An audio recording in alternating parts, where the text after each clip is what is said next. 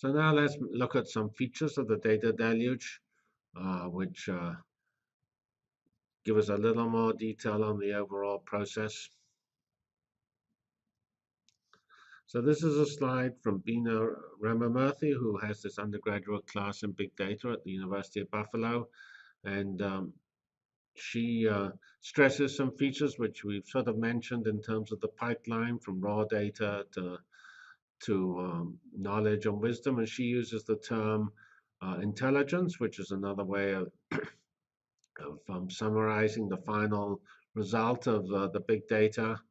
And as she points out, that information is a cleaned up form of raw data, and intelligence is sort of the final result.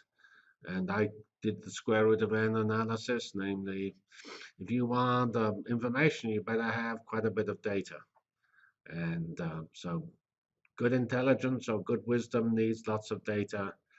And we are getting lots of data either from single experiments, such as the Large Hadron Collider, ATLAS, and CMS, or by the long tail, which is lots of smaller apparatus. And so this model of intelligence coming from data is this data-intensive model of science, or the data-intensive model of actually commodity business. And she also notes here that a lot of, which we've seen in the examples, a lot of the data comes from the web.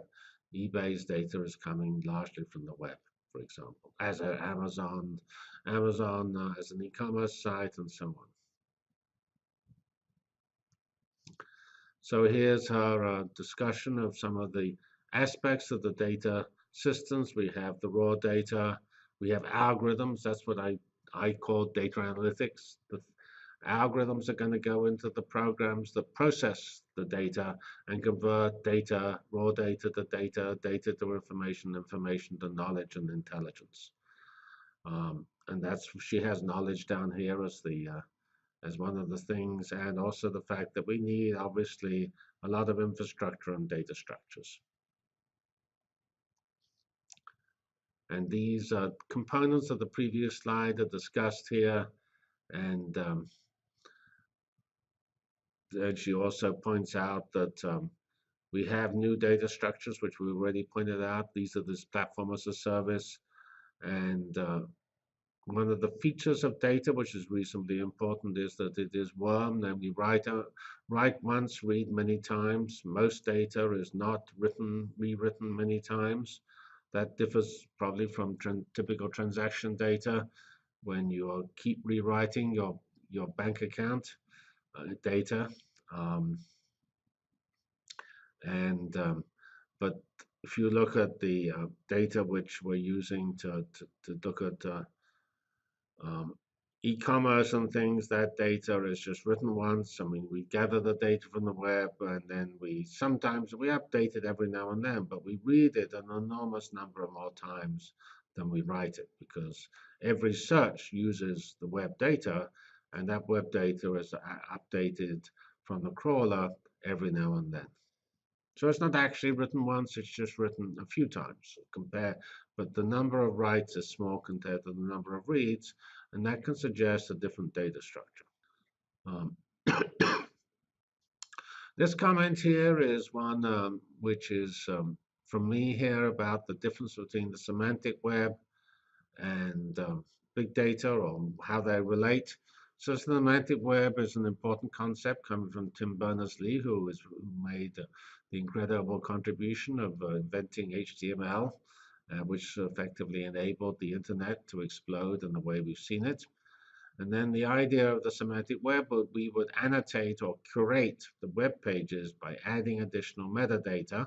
Metadata is data about data, which allows the web browser, which is either a machine or a person, to understand the real meaning of a page. So if we had, say, a doctor's page, we might add metadata telling us his opening hours and his speciality, and whether he had space for new patients and things like that. But if we actually look at what happened, wasn't so much done with such metadata. Rather, search engines were successful because they used a big data approach, namely a purely data-driven approach. Namely, they took this chaotic data you find on the web and they present that in fashions and analyze it in fashions that allows you to find the real meaning of a web page without the semantic annotation. And although the semantic annotation is important and in some cases critical, it's surprising how far we've gone with just the big data approach, namely just analyzing data and finding information without a lot of curation. So I think people are somewhat surprised and haven't possibly all of them realized that how important the data-only approach to big data is.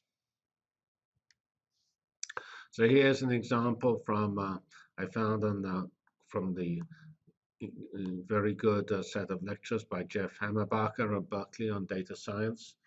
And he quoted this fellow here, Anand Rajaraman, who was at Walmart. And he taught a class, and this class um, uh, got involved in the competition. One interesting feature of the internet, there are various competitions. And Netflix had a competition which was to try to find a better algorithm to do rating of movies. And so this fellow here, Anand, notes that he had two teams which looked at this, and well, he had several teams, but he looked at two of them in particular, and one of them came up with a brilliant new algorithm, and another one actually used a rather simple algorithm, but they added in additional data. And the team which added data with a simpler algorithm actually did better than the team which had a sophisticated algorithm. I'm sure that's not always true, but Anand makes this statement that more data usually beats better algorithms. So this is a sort of important feature of the data deluge and the big data approach.